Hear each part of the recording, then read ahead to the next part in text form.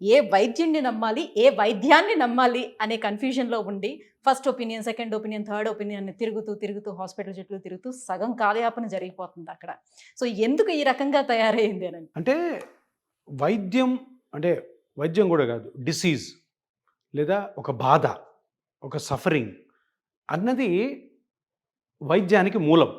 అంటే మనకు ఏదైనా బాధొచ్చినప్పుడు డాక్టర్ దగ్గరికెళ్ళడము, హాస్పిటల్‌కెళ్ళడము, హాస్పిటల్ సిస్టమ్‌ని రూపొందించడము, ఆ హాస్పిటల్ సిస్టమ్‌లో చాలామంది డాక్టర్లుండడము, ఆ డాక్టర్లు డిఫరెంట్ స్పెషాలిటీస్‌లో ఉండడము, ఆ డిఫరెంట్ స్పెషాలిటీస్‌కి ఆ డిఫరెంట్ జబ్బు ఉన్నవాళ్ళు, సఫరింగ్ ఉన్నవాళ్ళు ఎళ్ళడం అన్నది ఒక సిస్టమ్. ఈ సిస్టమ్‌లో మీరన్నట్టు ఒకటేంటంటే సిస్టమ్ డెవలప్ అవుతూ సిస్టమ్ ఈ పాత్‌లో కొంత కమర్షియలైజ్ అయింది. కమర్షియలైజ్ అవ్వాలి. ఎందుకవ్వాలి? ఇప్పుడు ఇంతకుముందులాగా ఒక జనరల్ హాస్పిటల్‌లోకెళ్ళి క్యూలో నిలబడి తర్వాత గంటలు గంటలు డాక్టర్ కోసం వెయిట్ చేసి, ఆ ట్రీట్మెంట్ నువ్వు జనరల్ హాస్పిటల్ తీసుకోవడం ఇష్టం లేని వాళ్ళు 90% ఉన్నారు.